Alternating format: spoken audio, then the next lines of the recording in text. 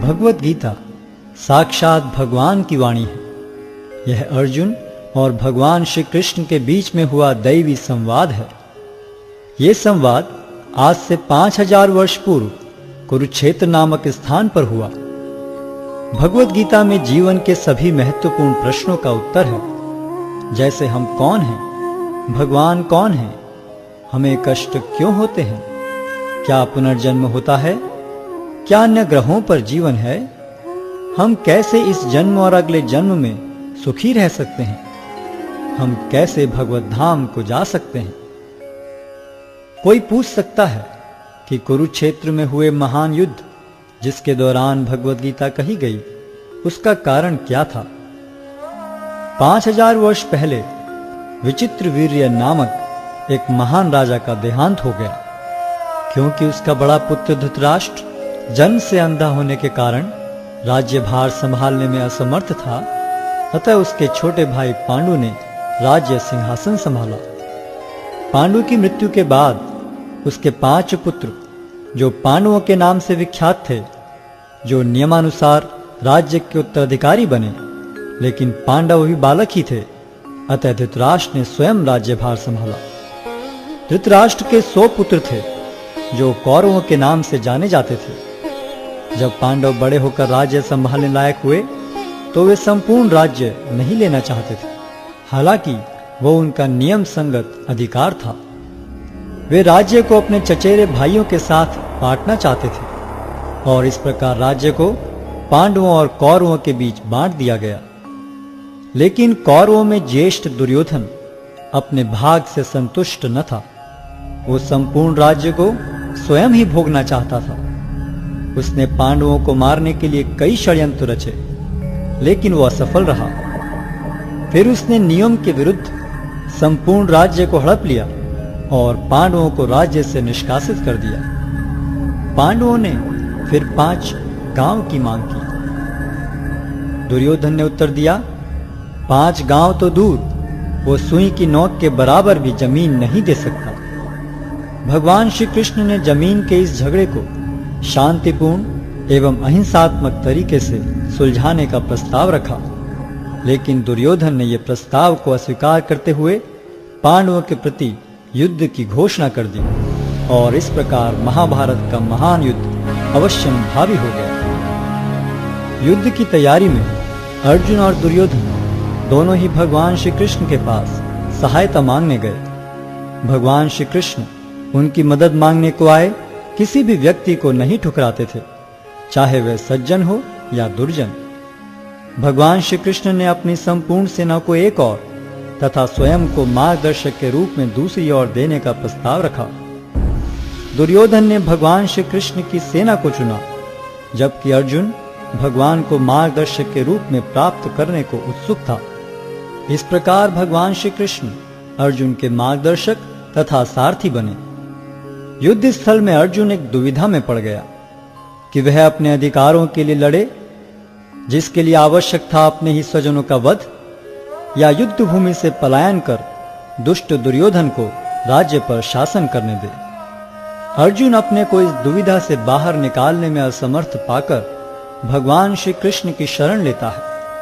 शरणागत आए अपने मित्र एवं भक्त अर्जुन को भगवान श्री कृष्ण भगवत गीता के दिव्य उपदेश द्वारा इस दुविधा से उबारते हैं और श्रीमद् भगवत गीता के माध्यम से अर्जुन के ही समान अपनी शरण में आए सभी भक्तों का गीता महात्म्य के अनुसार भगवत गीता दिव्य साहित्य है, जिसको ध्यान पूर्वक पढ़ना चाहिए। गीता शास्त्रमिदं पुण्यम यह पठेत प्रयतः पुमान्। यदि कोई भगवत गीता के उपदेशों का पालन करे तो वह जीवन के दुखों तथा चिंताओं से मुक्त हो सकता है। भय शोकादि वर्जितः, वह इस जीवन में सारे भय से मुक्त हो जाएगा और उसका अगला जीवन आध्यात्मिक होगा। गीताध्ययनशीलस्य प्राणायाम परस्य च नैव सन्ति ही पापानि पूर्व जन्म कृतानि च।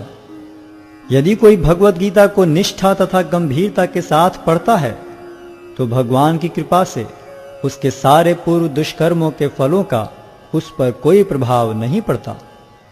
मलिने मोचनम पुंसाम जल स्नानम दिने दिने सकृत गीतामृत स्नानम संसारमलम नाशनम। मनुष्य जल में स्नान करके नित्य अपने को स्वच्छ कर सकता है, लेकिन यदि कोई भगवत गीता रूपी पवित्र गंगा जल में एक बार भी स्नान कर ले तो वह भवसागर की मलिनता से सदा सदा के लिए मुक्त हो जाता है। गीता सुगीता कर्तव्या किमन्यै शास्त्र विस्तरई या स्वयं पद्मनाभस्य मुख पद्माद्विनिस्सता। चूंकि भगवत गीता भगवान के मुख से निकली है, अतएव किसी को अन्य वैदिक साहित्य पढ़ने की आवश्यकता नहीं रहती। उसे केवल भगवत गीता का ही ध्यान पूर्वक तथा मनोयोग से श्रवण तथा पठन करना चाहिए। वर्तमान युग में लोग सांसारिक कार्यों में इतने व्यस्त हैं कि उनके लिए समस्त वैदिक साहित्य का अध्ययन कर पाना संभव नहीं रह गया है, परंतु इसकी आवश्यकता भी नहीं है। केवल एक पुस्तक भगवत गीता ही पर्याप्त है, क्योंकि यह समस्त वैदिक ग्रंथों का सार है और इसका प्रवचन भगवान ने किया है। भारतामृत सर्वस्वम विष्णु वक्राद्विनिश्चितम गीता गंगोदकम पीत्वा पुनर्जन्म न विद्यते। जो गंगा जल पीता है उसे मुक्ति मिलती है, अतः उसके लिए क्या कहा जाए जो भगवत गीता का अमृत पान करता हो। सर्वोपनिषदो गावो दोग्धा गोपाल नंदनः पार्थो वत्सः सुधीर भोक्ता दुग्धम गीतामृतम महत्। यह गीतोपनिषद भगवत गीता जो समस्त उपनिषदों का सार है, गाय के तुल्य है और ग्वाल बाल के रूप में विख्यात भगवान कृष्ण इस गाय को दुह रहे हैं। अर्जुन बछड़े के समान हैं और सारे विद्वान तथा शुद्ध भक्त भगवत गीता के अमृतमय दूध का पान करने वाले हैं। एकम शास्त्रम देवकी पुत्र गीतम एको देवो देवकी पुत्र एव एको मंत्रस्य तस्य नामानि यानि कर्माप्येकम तस्य देवस्य सेवा। आज के युग में लोग एक शास्त्र, एक ईश्वर, एक धर्म तथा एक वृत्ति के लिए अत्यंत उत्सुक हैं। अतएव एकम शास्त्रम देवकी पुत्र गीतम, केवल एक शास्त्र भगवत गीता हो जो सारे विश्व के लिए हो। एको देवो देवकी पुत्र एव, सारे विश्व के लिए एक ईश्वर हो श्री कृष्ण। एको मंत्रस्य तस्य नामानि यानि, और एक मंत्र एक प्रार्थना हो उनके नाम का कीर्तन। हरे कृष्ण कृष्ण कृष्ण हरे हरे, हरे राम राम राम हरे हरे। कर्माप्येकम तस्य देवस्य सेवा, और केवल एक ही कार्य हो, भगवान की सेवा।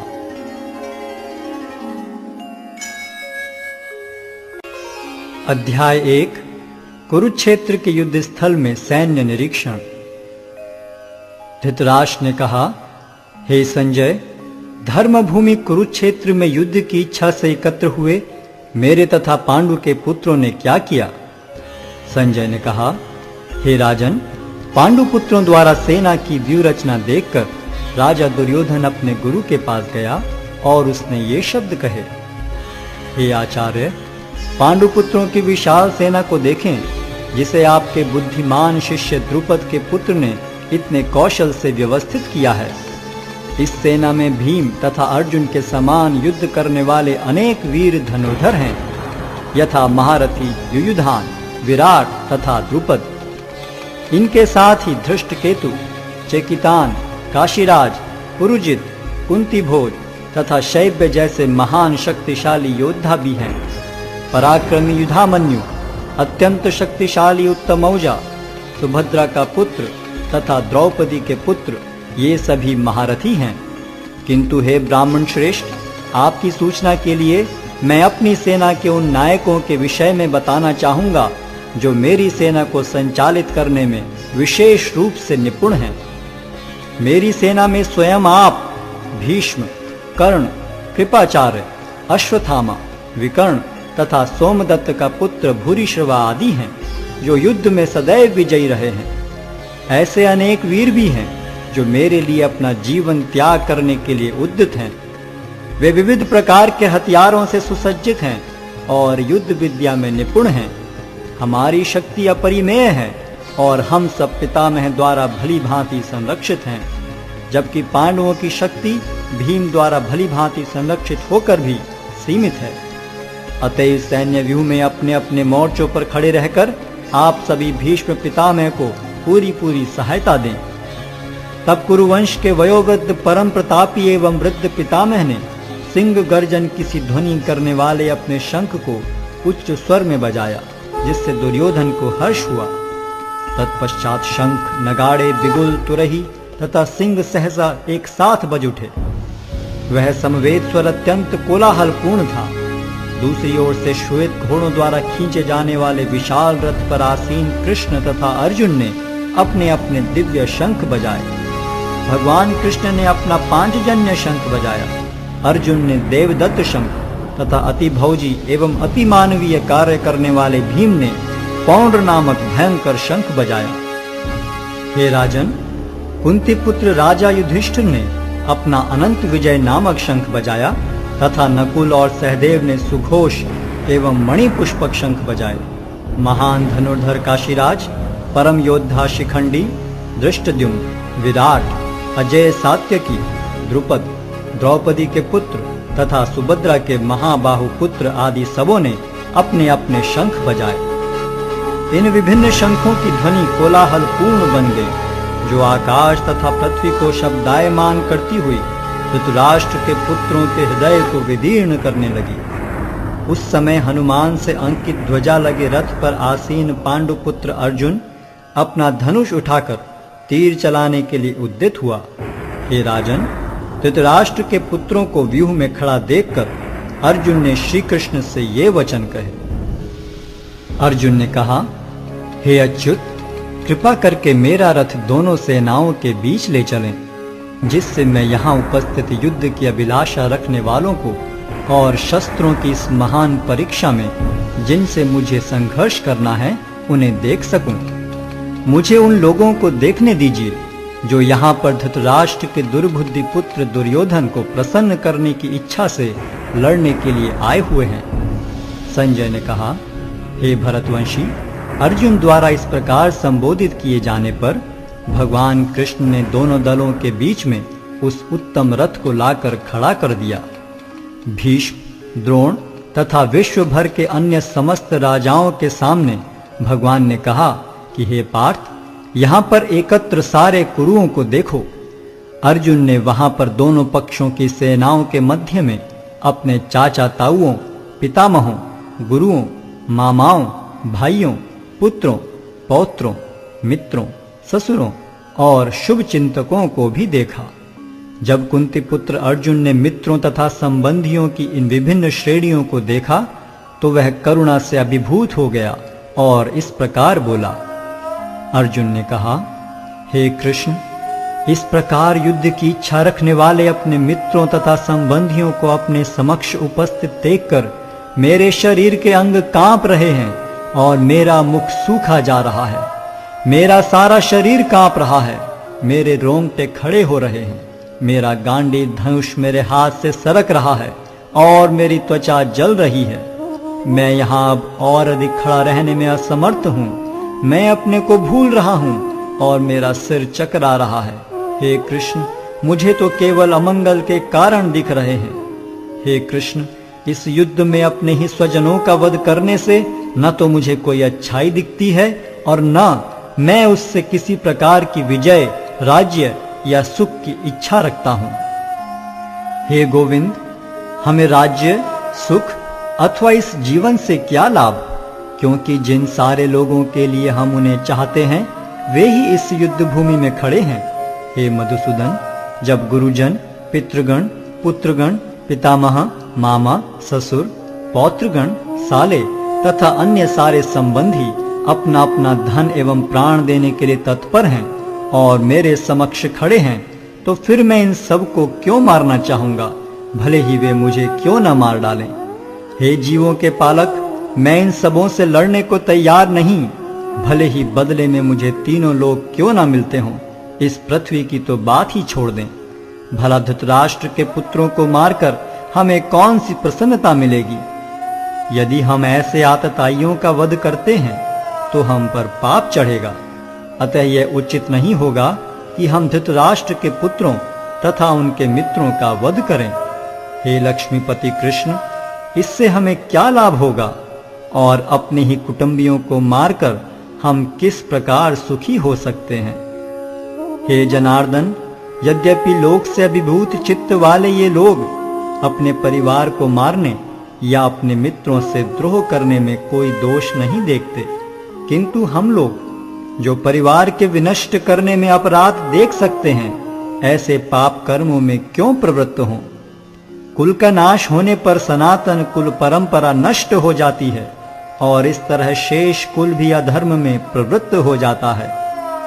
हे कृष्ण, जब कुल में अधर्म प्रमुख हो जाता है तो कुल की स्त्रियां दूषित हो जाती हैं और स्त्रीत्व के पतन से हे वृष्णिवंशी अवांछित संतानें उत्पन्न होती हैं।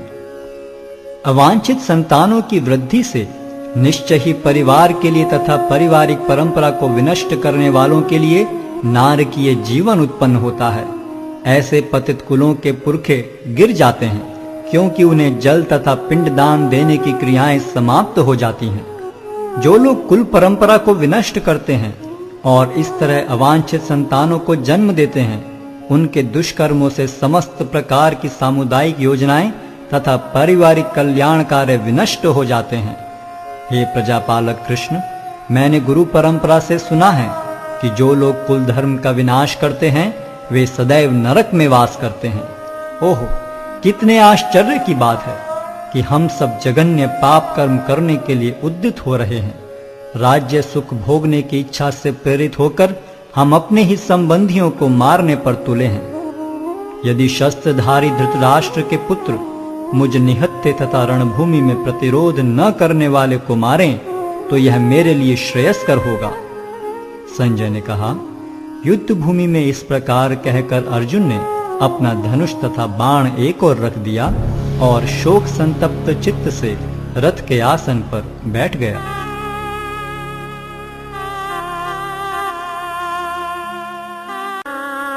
अध्याय 2 गीता का सार। संजय ने कहा, करुणा से व्याप्त शोकयुक्त अश्रुपूरित नेत्रों वाले अर्जुन को देखकर मधुसूदन कृष्ण ने ये शब्द कहे। श्री भगवान ने कहा, हे अर्जुन, तुम्हारे मन में यह कलमश आया कैसे? यह उस मनुष्य के लिए तनुक भी अनुकूल नहीं है जो जीवन के मूल्य को जानता हो। इससे उच्च लोक की नहीं अपितु अपयश की प्राप्ति होती है। हे प्रथापुत्र, इस हीन नपुंसकता को प्राप्त मत हो, यह तुम्हें शोभा नहीं देती। हे शत्रुओं के दमन करता, हृदय की शुद्ध दुर्बलता को त्याग कर युद्ध के लिए खड़े हो। अर्जुन ने कहा, हे शत्रुहंता, हे मधुसूदन, मैं युद्ध भूमि में किस तरह भीष्म तथा द्रोण जैसे पूजनीय व्यक्तियों पर उलटकर बाण चलाऊंगा। ऐसे महापुरुषों को जो मेरे गुरु हैं, उन्हें मारकर जीने की अपेक्षा इस संसार में भीख मांगकर खाना अच्छा है। भले ही वे सांसारिक लाभ के इच्छुक हों, किंतु हैं तो गुरुजन ही। यदि उनका वध होता है तो हमारे द्वारा भोग्य प्रत्येक वस्तु उनके रक्त से सनी होगी। हम यह भी नहीं जानते कि हमारे लिए क्या श्रेष्ठ है, उनको जीतना या उनके द्वारा जीते जाना। यदि हम धृतराष्ट्र के पुत्रों का वध कर देते हैं तो हमें जीवित रहने की आवश्यकता नहीं है, फिर भी वे युद्ध भूमि में हमारे समक्ष खड़े हैं। अब मैं अपनी कृपण दुर्बलता के कारण अपना कर्तव्य भूल गया हूं और सारा धैर्य खो चुका हूं। ऐसी अवस्था में मैं आपसे पूछ रहा हूं कि जो मेरे लिए श्रेयस्कर हो उससे निश्चित रूप से बताएं। अब मैं आपका शिष्य हूं और आपका शरणागत हूं, कृपया मुझे उपदेश दें। मुझे ऐसा कोई साधन नहीं दिखता जो मेरी इंद्रियों को सुखाने वाले इस शोक को दूर कर सके। स्वर्ग पर देवताओं के अधिपत्य की तरह इस धन धान्य संपन्न सारी पृथ्वी पर निष्कंटक राज्य प्राप्त करके भी मैं इस शोक को दूर नहीं कर सकूंगा। संजय ने कहा, इस प्रकार कहने के बाद शत्रुओं का दमन करने वाला अर्जुन कृष्ण से बोला, हे गोविंद, मैं युद्ध नहीं करूंगा, और चुप हो गया। हे भरतवंशी धृतराष्ट्र, उस समय दोनों सेनाओं के मध्य शोकमग्न अर्जुन से कृष्ण ने मानो हंसते हुए ये शब्द कहे।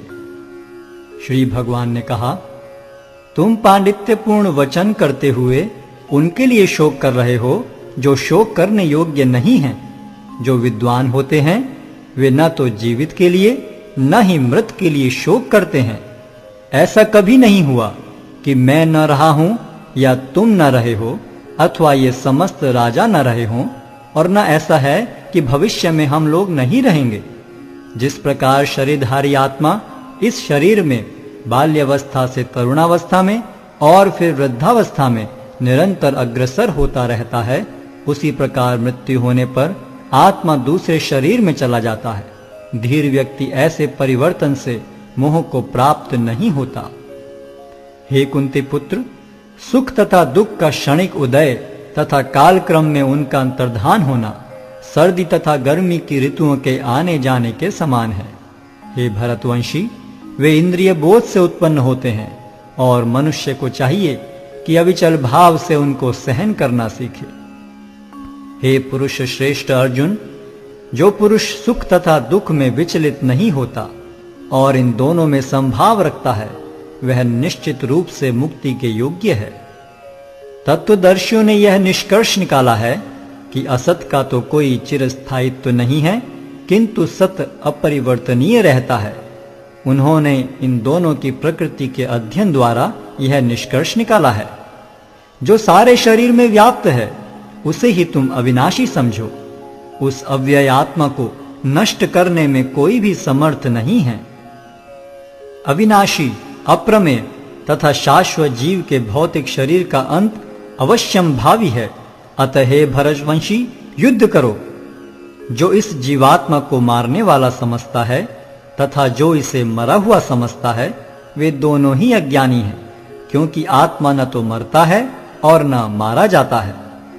आत्मा के लिए किसी भी काल में न तो जन्म है न मृत्यु। वह न तो कभी जन्मा है, न जन्म लेता है और न जन्म लेगा। वह अजन्मा, नित्य, शाश्वत तथा पुरातन है।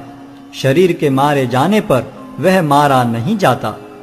हे पार्थ, जो व्यक्ति यह जानता है कि आत्मा अविनाशी, अजन्मा, शाश्वत तथा अव्यय है, वह भला किसी को कैसे मार सकता है या मरवा सकता है। जिस प्रकार मनुष्य पुराने वस्त्रों का त्याग कर नए वस्त्र धारण करता है, उसी प्रकार आत्मा पुराने तथा व्यर्थ के शरीरों को त्याग कर नवीन भौतिक शरीर धारण करता है। यह आत्मा न तो कभी किसी शस्त्र द्वारा खंड खंड किया जा सकता है, न अग्नि द्वारा जलाया जा सकता है, न जल द्वारा भिगोया या वायु द्वारा सुखाया जा सकता है। यह आत्मा अखंडित तथा अघुलनशील है। इसे न तो जलाया जा सकता है, न ही सुखाया जा सकता है। यह शाश्वत, सर्वव्यापी, अविकारी, स्थिर तथा सदैव एक सा रहने वाला है। यह आत्मा अव्यक्त, अकल्पनीय तथा अपरिवर्तनीय कहा जाता है। यह जानकर तुम्हें शरीर के लिए शोक नहीं करना चाहिए। किंतु यदि तुम यह सोचते हो कि आत्मा अथवा जीवन का लक्षण सदा जन्म लेता है तथा सदा मरता है, तो भी हे महाबाहु, तुम्हारे शोक करने का कोई कारण नहीं है। जिसने जन्म लिया है उसकी मृत्यु निश्चित है और मृत्यु के पश्चात पुनर्जन्म भी निश्चित है। अतः अपने अपरिहार्य कर्तव्य पालन में तुम्हें शोक नहीं करना चाहिए। सारे जीव प्रारंभ में अव्यक्त रहते हैं, मध्य अवस्था में व्यक्त होते हैं और विनष्ट होने पर पुनः अव्यक्त हो जाते हैं। अतः शोक करने की क्या आवश्यकता है। कोई आत्मा को आश्चर्य से देखता है, कोई इसे आश्चर्य की तरह बताता है तथा कोई इसे आश्चर्य की तरह सुनता है, किंतु कोई कोई इसके विषय में सुनकर भी कुछ नहीं समझ पाते। हे भरतवंशी, शरीर में रहने वाले का कभी भी वध नहीं किया जा सकता। अतः तुम्हें किसी भी जीव के लिए शोक करने की आवश्यकता नहीं है। क्षत्रिय होने के नाते अपने विशिष्ट धर्म का विचार करते हुए तुम्हें जानना चाहिए कि धर्म के लिए युद्ध करने से बढ़कर तुम्हारे लिए अन्य कोई कार्य नहीं है। अतः तुम्हें संकोच करने की कोई आवश्यकता नहीं है। हे पार्थ, वे क्षत्रिय सुखी हैं जिन्हें ऐसे युद्ध के अवसर अपने आप प्राप्त होते हैं। जिससे उनके लिए स्वर्ग लोक के द्वार खुल जाते हैं। किंतु यदि तुम युद्ध करने के स्वधर्म को संपन्न नहीं करते तो तुम्हें निश्चित रूप से अपने कर्तव्य की उपेक्षा करने का पाप लगेगा और तुम योद्धा के रूप में भी अपना यश खो दोगे। लोग सदैव तुम्हारे अपयश का वर्णन करेंगे और सम्मानित व्यक्ति के लिए अपयश तो मृत्यु से भी बढ़कर है। जिन जिन महान योद्धाओं ने तुम्हारे नाम तथा यश को सम्मान दिया है वे सोचेंगे कि तुमने डर के मारे युद्ध भूमि छोड़ दी है और इस तरह वे तुम्हें तुच्छ मानेंगे। तुम्हारे शत्रु अनेक प्रकार के कटु शब्दों से तुम्हारा वर्णन करेंगे और तुम्हारी सामर्थ्य का उपहास करेंगे। तुम्हारे लिए इससे दुखदाई और क्या हो सकता है। हे कुंती पुत्र, तुम यदि युद्ध में मारे जाओगे तो स्वर्ग प्राप्त करोगे, या यदि तुम जीत जाओगे तो पृथ्वी के साम्राज्य का भोग करोगे।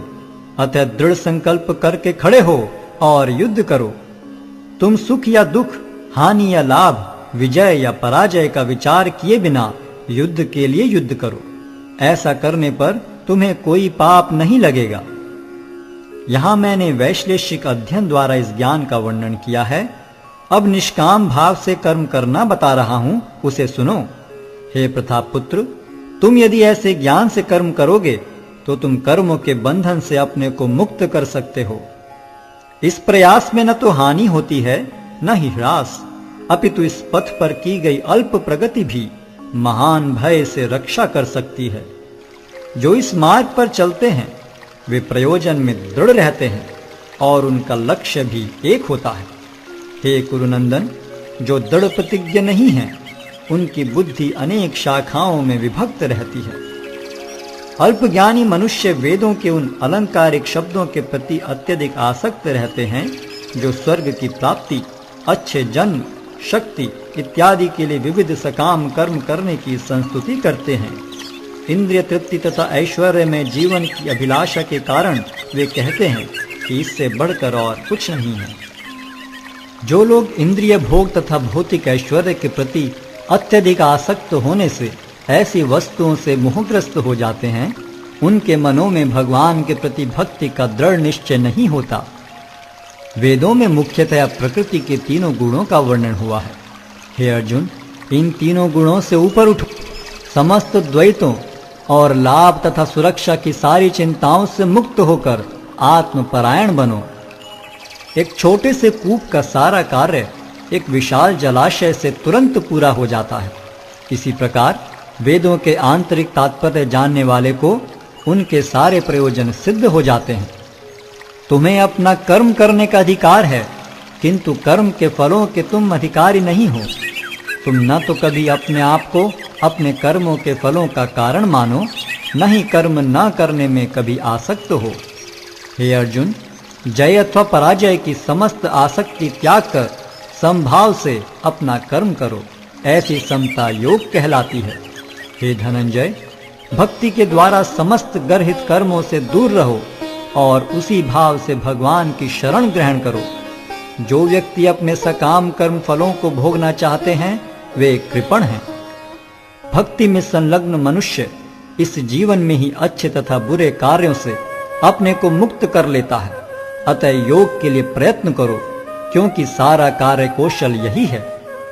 इस तरह भगवत भक्ति में लगे रहकर बड़े बड़े ऋषि, मुनि अथवा भक्तगण अपने आप को इस भौतिक संसार में कर्म के फलों से मुक्त कर लेते हैं। इस प्रकार वे जन्म मृत्यु के चक्र से छूट जाते हैं और भगवान के पास जाकर उस अवस्था को प्राप्त करते हैं जो समस्त दुखों से परे है।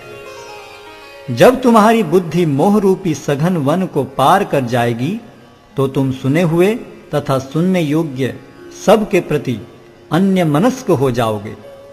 जब तुम्हारा मन वेदों की अलंकारमयी भाषा से विचलित न हो और वह आत्म साक्षात्कार की समाधि में स्थिर हो जाए, तब तुम्हें दिव्य चेतना प्राप्त हो जाएगी।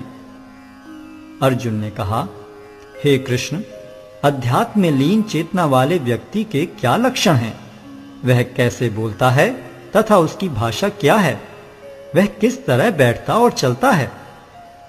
श्री भगवान ने कहा, हे पार्थ, जब मनुष्य मनोधर्म से उत्पन्न होने वाली इंद्रिय तृप्ति की समस्त कामनाओं का परित्याग कर देता है और जब इस तरह से विशुद्ध हुआ उसका मन आत्मा में संतोष प्राप्त करता है तो वह विशुद्ध दिव्य चेतना को प्राप्त स्थित प्रज्ञ कहा जाता है, जो त्रय तापों के होने पर भी मन में विचलित नहीं होता अथवा सुख में प्रसन्न नहीं होता और जो आसक्ति, भय तथा क्रोध से मुक्त है, वह स्थिर मन वाला मुनि कहलाता है। इस भौतिक जगत में जो व्यक्ति न तो शुभ की प्राप्ति से हर्षित होता है और न अशुभ के प्राप्त होने पर उससे घृणा करता है, वह पूर्ण ज्ञान में स्थिर होता है। जिस प्रकार कछुआ अपने अंगों को संकुचित करके खोल के भीतर कर लेता है, उसी तरह जो मनुष्य अपनी इंद्रियों को इंद्रिय विषयों से खींच लेता है, वह पूर्ण चेतना में दृढ़ता पूर्वक स्थिर होता है। देहधारी जीव इंद्रिय भोग से भले ही निवृत्त हो जाए, पर उसमें इंद्रिय भोगों की इच्छा बनी रहती है, लेकिन उत्तम रस के अनुभव होने से ऐसे कार्यों को बंद करने पर वह भक्ति में स्थिर हो जाता है। हे अर्जुन, इंद्रियां इतनी प्रबल तथा वेगवान हैं कि वे उस विवेकी पुरुष के मन को भी बलपूर्वक हर लेती हैं जो उन्हें वश में करने का प्रयत्न करता है। जो इंद्रियों को पूर्णतया वश में रखते हुए इंद्रिय संयम करता है और अपनी चेतना को मुझ में स्थिर कर देता है, वह मनुष्य स्थिर बुद्धि कहलाता है। इंद्रिय विषयों का चिंतन करते हुए मनुष्य की उनमें आसक्ति उत्पन्न हो जाती है और ऐसी आसक्ति से काम उत्पन्न होता है और फिर काम से क्रोध प्रकट होता है। क्रोध से पूर्ण मोह उत्पन्न होता है और मोह से स्मरण शक्ति का विभ्रम हो जाता है। जब स्मरण शक्ति भ्रमित हो जाती है तो बुद्धि नष्ट हो जाती है और बुद्धि नष्ट होने पर मनुष्य भवकूप में पुनः गिर जाता है। किंतु समस्त राग तथा द्वेष से मुक्त एवं अपनी इंद्रियों को संयम द्वारा वश में करने में समर्थ व्यक्ति भगवान की पूर्ण कृपा प्राप्त कर सकता है। इस प्रकार से कृष्ण भावनामृत में तुष्ट व्यक्ति के लिए संसार के तीनों ताप नष्ट हो जाते हैं और ऐसी तुष्ट चेतना होने पर उसकी बुद्धि शीघ्र ही स्थिर हो जाती है। जो कृष्ण भावनामृत में परमेश्वर से संबंधित नहीं हैं, उनकी न तो बुद्धि दिव्य होती है और न ही मन स्थिर होता है, जिसके बिना शांति की कोई संभावना नहीं है। शांति के बिना सुख हो भी कैसे सकता है। जिस प्रकार पानी में तैरती नाव को प्रचंड वायु दूर बहा ले जाती है, उसी प्रकार विचरणशील इंद्रियों में से कोई एक जिस पर मन निरंतर लगा रहता है, मनुष्य की बुद्धि को हर लेती है। अतः हे महाबाहु, जिस पुरुष की इंद्रियां अपने अपने विषयों से सब प्रकार से विरत होकर उसके वश में हैं, उसी की बुद्धि निस्संदेह स्थिर है। जो सब जीवों के लिए रात्रि है, वह आत्म संयमी के जागने का समय है, और जो समस्त जीवों के जागने का समय है, वह आत्मनिरीक्षक मुनि के लिए रात्रि है। जो पुरुष समुद्र में निरंतर प्रवेश करती रहने वाली नदियों के समान इच्छाओं के निरंतर प्रवाह से विचलित नहीं होता और जो सदैव स्थिर रहता है, वही शांति प्राप्त कर सकता है, वह नहीं जो ऐसी इच्छाओं को तुष्ट करने की चेष्टा करता हो। जिस व्यक्ति ने इंद्रिय तृप्ति की समस्त इच्छाओं का परित्याग कर दिया है, जो इच्छाओं से रहित रहता है और जिसने सारी ममता त्याग दी है तथा अहंकार से रहित है, वही वास्तविक शांति को प्राप्त कर सकता है।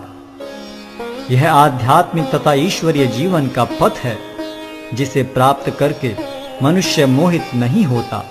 यदि कोई जीवन के अंतिम समय में भी इस तरह स्थित हो, तो वह भगवत धाम में प्रवेश कर सकता है। अध्याय 3 कर्मयोग। अर्जुन ने कहा, हे जनार्दन, हे केशव, यदि आप बुद्धि को सकाम कर्म से श्रेष्ठ समझते हैं, तो फिर आप मुझे इस घोर युद्ध में क्यों लगाना चाहते हैं? आपके व्यामिश्रित उपदेशों से मेरी बुद्धि मोहित हो रही है। अतः कृपा करके निश्चय पूर्वक मुझे बताएं कि इनमें से मेरे लिए सर्वाधिक श्रेयस्कर क्या होगा। श्री भगवान ने कहा, हे निष्पाप अर्जुन, मैं पहले ही बता चुका हूं कि आत्म साक्षात्कार का प्रयत्न करने वाले दो प्रकार के पुरुष होते हैं। कुछ इसे ज्ञान योग द्वारा समझने का प्रयत्न करते हैं, तो कुछ भक्तिमय सेवा के द्वारा। न तो कर्म से विमुख होकर कोई कर्मफल से छुटकारा पा सकता है, और न केवल संन्यास से सिद्धि प्राप्त की जा सकती है। प्रत्येक व्यक्ति को प्रकृति से अर्जित गुणों के अनुसार विवश होकर कर्म करना पड़ता है। अतः कोई भी एक क्षण भर के लिए भी बिना कर्म किए नहीं रह सकता।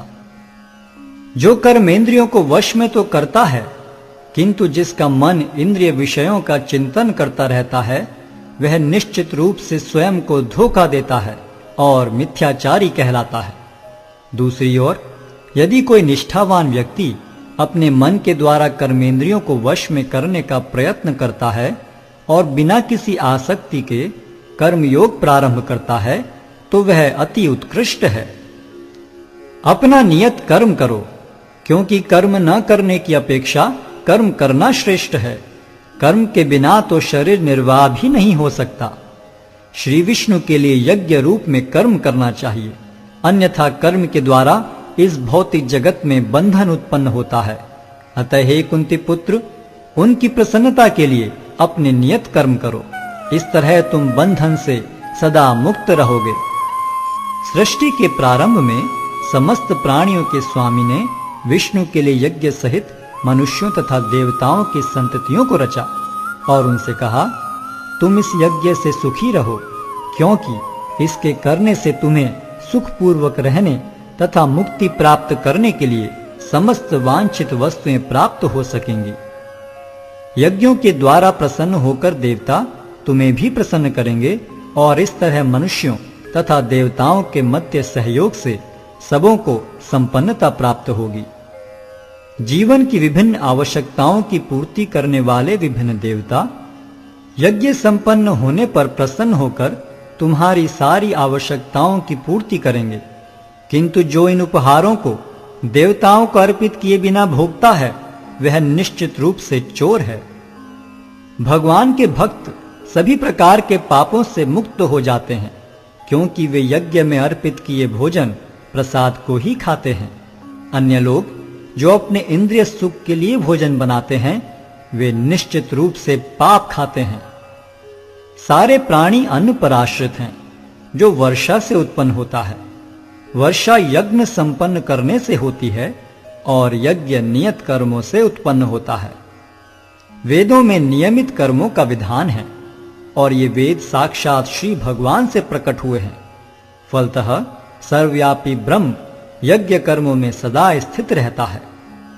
हे प्रिय अर्जुन, जो मानव जीवन में इस प्रकार वेदों द्वारा स्थापित यज्ञ चक्र का पालन नहीं करता, वह निश्चय ही पाप में जीवन व्यतीत करता है।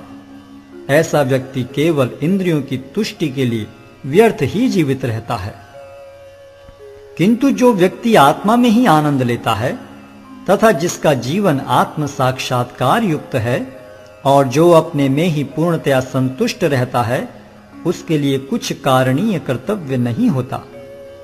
स्वरूप सिद्ध व्यक्ति के लिए न तो अपने नियत कर्मों को करने की आवश्यकता रह जाती है, न ऐसा कर्म न करने का कोई कारण ही रह जाता है।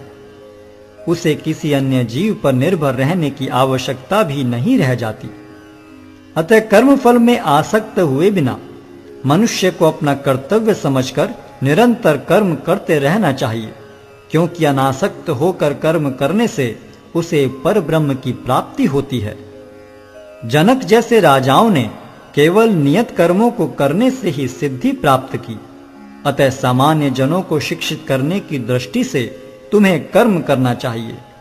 महापुरुष जो जो आचरण करता है, सामान्य व्यक्ति उसी का अनुसरण करते हैं। वह अपने अनुसरणीय कार्यों से जो आदर्श प्रस्तुत करता है, संपूर्ण विश्व उसका अनुसरण करता है। हे प्रथापुत्र, तीनों लोकों में मेरे लिए कोई भी कर्म नियत नहीं है।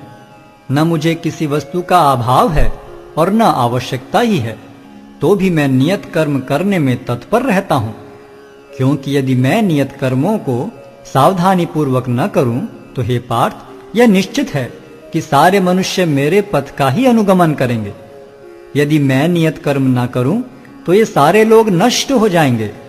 तब मैं अवांछित जन समुदाय को उत्पन्न करने का कारण हो जाऊंगा और इस तरह संपूर्ण प्राणियों की शांति का विनाशक बनूंगा। जिस प्रकार अज्ञानी जन फल की आसक्ति से कार्य करते हैं, उसी तरह विद्वान जनों को चाहिए कि वे लोगों को उचित पथ पर ले जाने के लिए अनासक्त रहकर कार्य करें। विद्वान व्यक्ति को चाहिए कि वह सकाम कर्मों में आसक्त अज्ञानी पुरुषों को कर्म करने से रोके नहीं, ताकि उनके मन विचलित न हो, अपितु भक्ति भाव से कर्म करते हुए वह उन्हें सभी प्रकार के कार्यों में लगाएं, जिससे कृष्ण भावनामृत का क्रमिक विकास हो। जीवात्मा अहंकार के प्रभाव से मोहग्रस्त होकर अपने आप को समस्त कर्मों का कर्ता मान बैठता है, जबकि वास्तव में वे प्रकृति के तीनों गुणों द्वारा संपन्न किए जाते हैं। हे महाबाहो, भक्ति भाव में कर्म तथा सकाम कर्म के भेद को भली भांति जानते हुए जो परम सत्य को जानने वाला है, वह कभी भी अपने आप को इंद्रियों में तथा इंद्रिय तृप्ति में नहीं लगाता। माया के गुणों से मोहग्रस्त होने पर अज्ञानी पुरुष पूर्णतया भौतिक कार्यों में संलग्न रहकर उनमें आसक्त हो जाते हैं।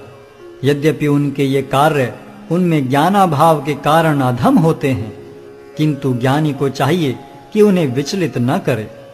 अतः हे अर्जुन, अपने सारे कार्यों को मुझ में समर्पित करके मेरे पूर्ण ज्ञान से युक्त होकर लाभ की आकांक्षा से रहित, स्वामित्व के किसी दावे के बिना तथा आलस्य से रहित होकर युद्ध करो।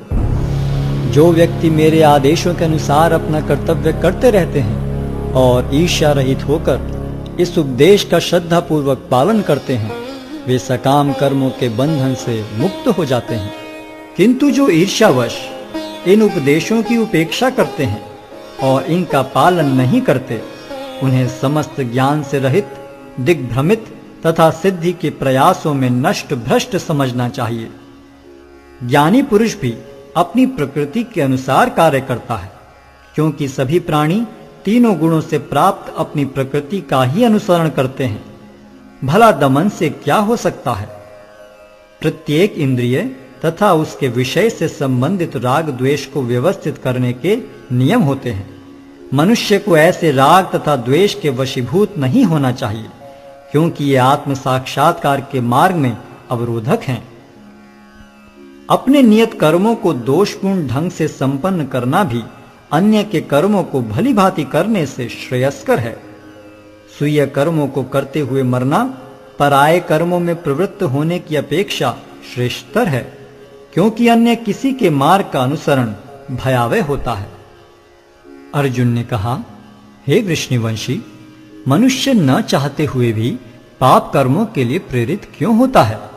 ऐसा लगता है कि उसे बलपूर्वक उनमें लगाया जा रहा हो। श्री भगवान ने कहा, हे अर्जुन, इसका कारण रजोगुण के संपर्क से उत्पन्न काम है, जो बाद में क्रोध का रूप धारण करता है और जो इस संसार का सर्वभक्षी पापी शत्रु है। जिस प्रकार अग्नि धुएं से, दर्पण धूल से अथवा भ्रूण गर्भाशय से आवृत रहता है, उसी प्रकार जीवात्मा इस काम की विभिन्न मात्राओं से आवृत रहता है। इस प्रकार ज्ञान में जीवात्मा की शुद्ध चेतना उसके काम रूपी नित्य शत्रु से ढकी रहती है, जो कभी भी तुष्ट नहीं होता और अग्नि के समान जलता रहता है। इंद्रियां, मन तथा बुद्धि इस काम के निवास स्थान हैं। इनके द्वारा यह काम जीवात्मा के वास्तविक ज्ञान को ढककर उसे मोहित कर लेता है। इसलिए हे भरतवंशियों में श्रेष्ठ अर्जुन, प्रारंभ में ही इंद्रियों को वश में करके इस पाप के महान प्रतीक काम का दमन करो और ज्ञान तथा आत्म साक्षात्कार के इस विनाशकर्ता का वध करो। कर्मेंद्रियां जड़ पदार्थों की अपेक्षा श्रेष्ठ हैं। मन इंद्रियों से बढ़कर है, बुद्धि मन से भी उच्च है और वह आत्मा बुद्धि से भी बढ़कर है। इस प्रकार हे महाबाहु अर्जुन, अपने आप को भौतिक इंद्रियों, मन तथा बुद्धि से परे जानकर और मन को सावधान आध्यात्मिक बुद्धि से स्थिर करके आध्यात्मिक शक्ति द्वारा इस काम रूपी दुर्जय शत्रु को जीतो। अध्याय 4 दिव्य ज्ञान। भगवान श्री कृष्ण ने कहा, मैंने इस अमर योग विद्या का उपदेश सूर्यदेव विवस्वान को दिया और विवस्वान ने मनुष्यों के पिता मनु को उपदेश दिया और मनु ने इसका उपदेश इक्ष्वाकु को दिया। आज मेरे द्वारा वही यह प्राचीन योग यानी परमेश्वर के साथ अपने संबंध का विज्ञान तुमसे कहा जा रहा है, क्योंकि तुम मेरे भक्त तथा मित्र हो। अतः तुम इस विज्ञान के दिव्य रहस्य को समझ सकते हो।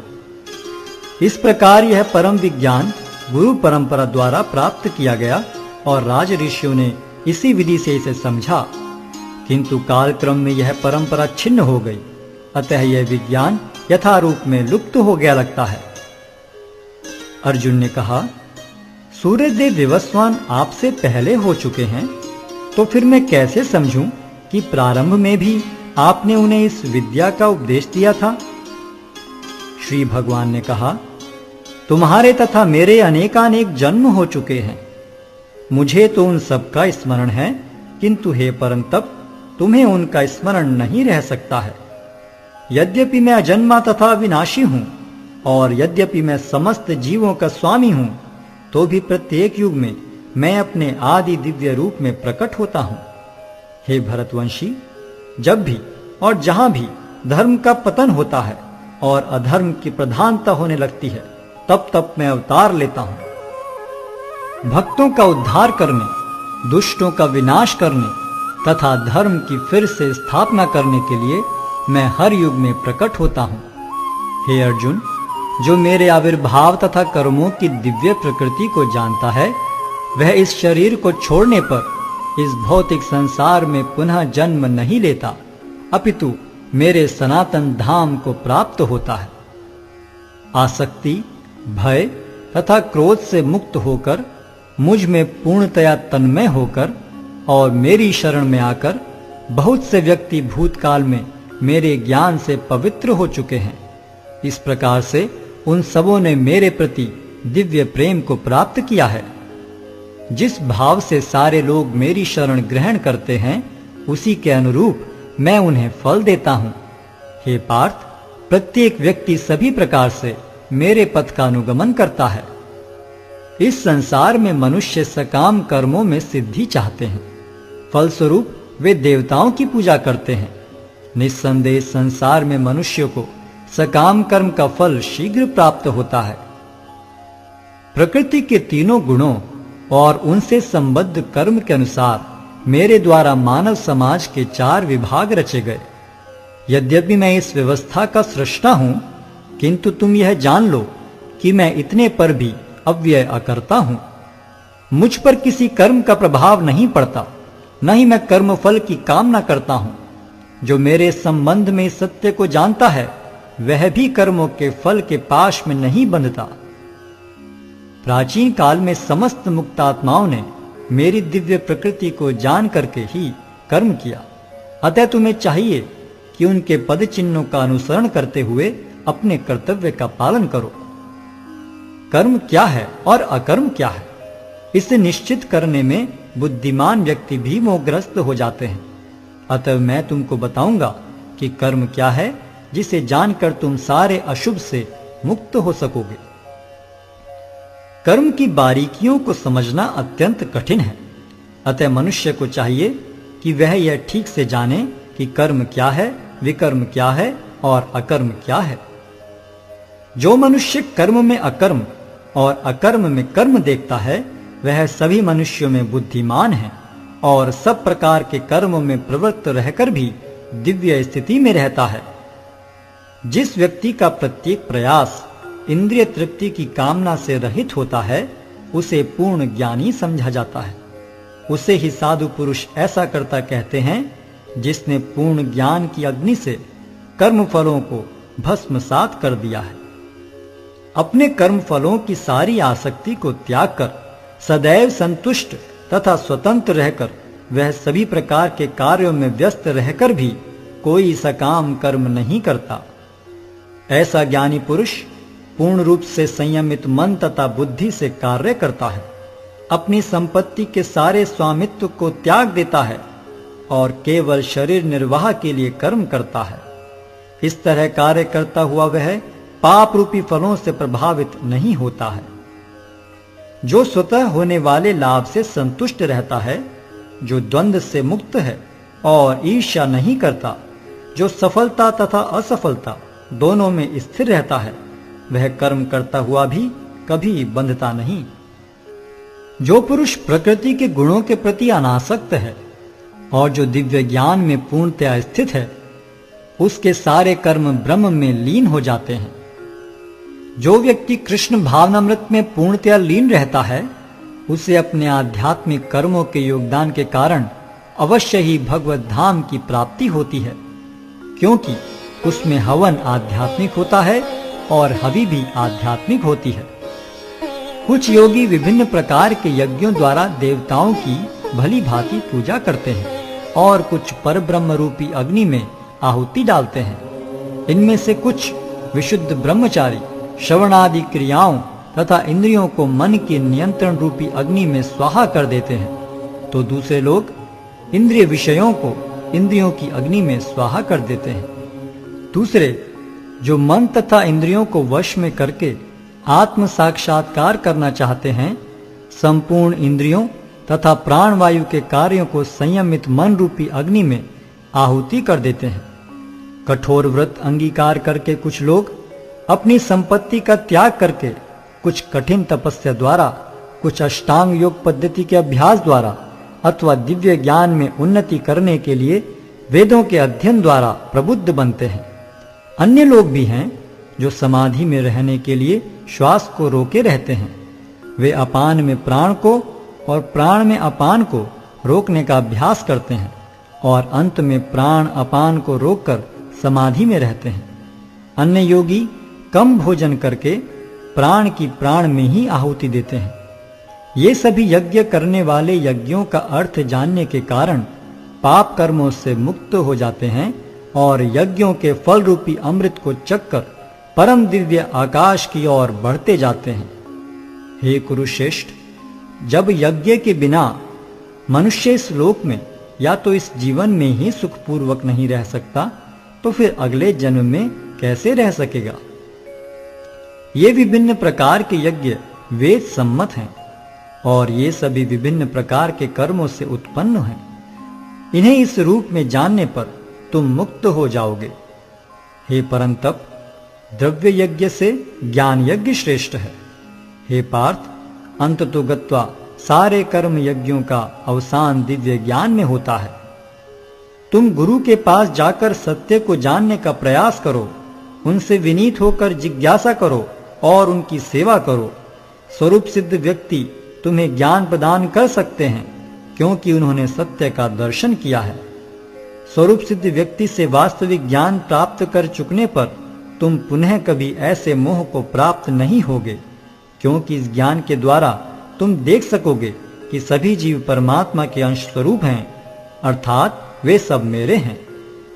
यदि तुम्हें समस्त पापियों में भी सर्वाधिक पापी समझा जाए, तो भी तुम दिव्य ज्ञान रूपी नाव में स्थित होकर दुख सागर को पार करने में समर्थ होगे। जैसे प्रज्वलित अग्नि ईंधन को भस्म कर देती है, उसी तरह हे अर्जुन, ज्ञान रूपी अग्नि भौतिक कर्मों के समस्त फलों को जला डालती है।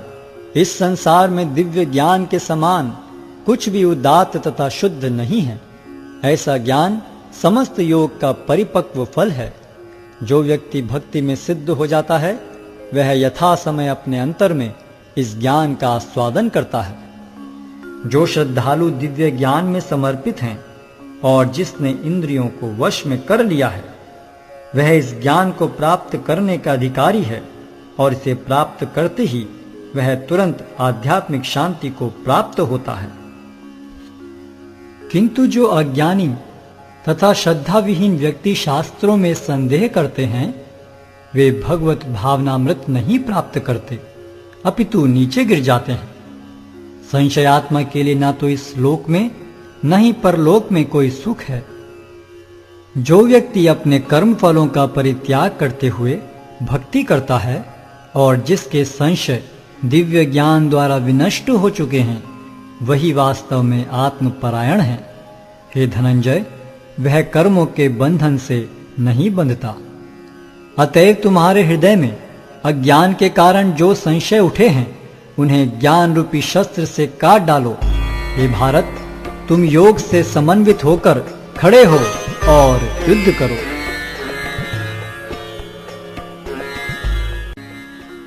अध्याय 5 कर्मयोग, कृष्ण भावना भावित कर्म। अर्जुन ने कहा, हे कृष्ण, पहले आप मुझसे कर्म त्यागने के लिए कहते हैं और फिर भक्ति पूर्वक कर्म करने का आदेश देते हैं। क्या आप अब कृपा करके निश्चित रूप से मुझे बताएंगे कि इन दोनों में से कौन अधिक लाभप्रद है? श्री भगवान ने उत्तर दिया, मुक्ति के लिए तो कर्म का परित्याग तथा भक्ति में कर्म दोनों ही उत्तम हैं, किंतु इन दोनों में से कर्म के परित्याग से भक्ति युक्त कर्म श्रेष्ठ है। जो पुरुष न तो कर्म फलों से घृणा करता है और न कर्म फल की इच्छा करता है, वह नित्य सन्यासी जाना जाता है। हे महाबाहु अर्जुन, ऐसा मनुष्य समस्त द्वंद्वों से रहित होकर बहुबंधन को पार कर पूर्णतया मुक्त हो जाता है। अज्ञानी ही भक्ति को भौतिक जगत के विश्लेषणात्मक अध्ययन से भिन्न कहते हैं। जो वस्तुतः ज्ञानी हैं, वे कहते हैं कि जो इनमें से किसी एक मार्ग का भली भांति अनुसरण करता है, वह दोनों के फल प्राप्त कर लेता है। जो यह जानता है कि विश्लेषणात्मक अध्ययन द्वारा प्राप्य स्थान भक्ति द्वारा भी प्राप्त किया जा सकता है, और इस तरह जो सांख्य योग तथा भक्ति योग को एक समान देखता है, वही वस्तुओं को यथारूप में देखता है। भक्ति में लगे बिना केवल समस्त कर्मों का परित्याग करने से कोई सुखी नहीं बन सकता, परंतु भक्ति में लगा हुआ विचारवान व्यक्ति शीघ्र ही परमेश्वर को प्राप्त कर लेता है। जो भक्ति भाव से कर्म करता है, जो विशुद्ध आत्मा है और अपने मन तथा इंद्रियों को वश में रखता है, वह सबों को प्रिय होता है और सभी लोग उसे प्रिय होते हैं। ऐसा व्यक्ति कर्म करता हुआ भी कभी नहीं बंधता। दिव्य भावनामृत युक्त पुरुष देखते, सुनते, स्पर्श करते, सूंघते, खाते, चलते फिरते, सोते तथा श्वास लेते हुए भी अपने अंतर में सदैव यही जानता रहता है कि वास्तव में वह कुछ भी नहीं करता। बोलते, त्यागते, ग्रहण करते या आंखें खोलते बंद करते हुए भी वह यह जानता रहता है कि भौतिक इंद्रियां अपने अपने विषयों में प्रवृत्त हैं और वह इन सब से पृथक है। जो व्यक्ति कर्म फलों को परमेश्वर को समर्पित करके आसक्ति रहित होकर अपना कर्म करता है, वह पाप कर्मों से उसी प्रकार अप्रभावित रहता है जिस प्रकार कमल पत्र जल से अस्पृश रहता है। योगी जन आसक्ति रहित होकर शरीर, मन, बुद्धि तथा इंद्रियों के द्वारा भी केवल शुद्धि के लिए कर्म करते हैं। निश्चल भक्त शुद्ध शांति प्राप्त करता है, क्योंकि वह समस्त कर्मफल मुझे अर्पित कर देता है। किंतु जो व्यक्ति भगवान से युक्त नहीं है और जो अपने श्रम का फल कामी है, वह बंध जाता है। जब देहधारी जीवात्मा अपनी प्रकृति को वश में कर लेता है और मन से समस्त कर्मों का परित्याग कर देता है, तब वह 9 द्वारों वाले नगर में बिना कुछ किए कराए सुखपूर्वक रहता है। शरीर रूपी नगर का स्वामी देहधारी जीवात्मा न तो कर्म का सृजन करता है, न लोगों को कर्म करने के लिए प्रेरित करता है, न ही कर्म फल की रचना करता है। यह सब तो प्रकृति के गुणों द्वारा ही किया जाता है। परमेश्वर न तो किसी के पापों को ग्रहण करता है, न पुण्यों को, किंतु सारे देहधारी जीव उस अज्ञान के कारण मोहग्रस्त रहते हैं जो उनके वास्तविक ज्ञान को आच्छादित किए रहता है। किंतु जब कोई उस ज्ञान से प्रबुद्ध होता है जिससे अविद्या का विनाश होता है, तो उसके ज्ञान से सब कुछ उसी तरह प्रकट हो जाता है जैसे दिन में सूर्य से सारी वस्तुएं प्रकाशित हो जाती हैं। जब मनुष्य की बुद्धि, मन, श्रद्धा तथा शरण सब कुछ भगवान में स्थिर हो जाते हैं, तभी वह पूर्ण ज्ञान द्वारा समस्त कलमश से शुद्ध होता है और मुक्ति के पथ पर अग्रसर होता है। विनम्र साधु पुरुष अपने वास्तविक ज्ञान के कारण एक विद्वान तथा विनीत ब्राह्मण, गाय, हाथी, कुत्ता तथा चांडाल को समान दृष्टि से देखते हैं। जिनके मन एकत्व तथा समता में स्थिर हैं, उन्होंने जन्म तथा मृत्यु के बंधनों को पहले ही जीत लिया है। वे ब्रह्म के समान निर्दोष हैं और सदा ब्रह्म में ही स्थित रहते हैं। जो न तो प्रिय वस्तु को पाकर हर्षित होता है और न अप्रिय को पाकर विचलित होता है, जो स्थिर बुद्धि है, जो मोह रहित है और भगवत विद्या को जानने वाला है, वह पहले से ही ब्रह्म में स्थित रहता है। ऐसा मुक्त पुरुष भौतिक इंद्रिय सुख की ओर आकृष्ट नहीं होता, अपितु सदैव समाधि में रहकर अपने अंतर में आनंद का अनुभव करता है। इस प्रकार स्वरूप सिद्ध व्यक्ति पर ब्रह्म में एकाग्र चित्त होने के कारण असीम सुख भोगता है। बुद्धिमान मनुष्य दुख के कारणों में भाग नहीं लेता, जो कि भौतिक इंद्रियों के संसर्ग से उत्पन्न होते हैं। हे कुंती पुत्र, ऐसे भोगों का आदि तथा अंत होता है, अतः चतुर व्यक्ति उनमें आनंद नहीं लेता। यदि इस शरीर को त्यागने के पूर्व कोई मनुष्य इंद्रियों के वेगों को सहन करने तथा इच्छा एवं क्रोध के वेग को रोकने में समर्थ होता है, तो वह इस संसार में सुखी रह सकता है। जो अंतःकरण में सुख का अनुभव करता है, जो कर्मठ है और अंतःकरण में ही रमण करता है तथा जिसका लक्ष्य अंतर्मुखी होता है, वह सचमुच पूर्ण योगी है। वह पर ब्रह्म में मुक्ति पाता है और अंततोगत्वा ब्रह्म को प्राप्त होता है। जो लोग संशय से उत्पन्न होने वाले द्वैत से परे हैं, जिनके मन आत्म साक्षात्कार में रत हैं, जो समस्त जीवों के कल्याण कार्य करने में सदैव व्यस्त रहते हैं और जो समस्त पापों से रहित हैं, वे ब्रह्म निर्वाण को प्राप्त होते हैं। जो क्रोध तथा समस्त भौतिक इच्छाओं से रहित हैं, जो स्वरूप सिद्ध आत्म संयमी हैं और संसिद्धि के लिए निरंतर प्रयास करते हैं, उनकी मुक्ति निकट भविष्य में सुनिश्चित है। समस्त इंद्रिय विषयों को बाहर करके, दृष्टि को बाहों के मध्य में केंद्रित करके, प्राण तथा पान वायु को नथुनों के भीतर रोककर और इस तरह मन, इंद्रियों तथा बुद्धि को वश में करके जो मोक्ष को लक्ष्य बनाता है, वह योगी इच्छा, भय तथा क्रोध से रहित हो जाता है। जो निरंतर इस अवस्था में रहता है, वह अवश्य ही मुक्त है। मुझे समस्त यज्ञों तथा तपस्याओं का परम भोक्ता, समस्त लोकों तथा देवताओं का परमेश्वर एवं समस्त जीवों का उपकारी एवं हितैषी जानकर मेरे भावनामृत से पूर्ण पुरुष भौतिक दुखों से शांति लाभ करता है।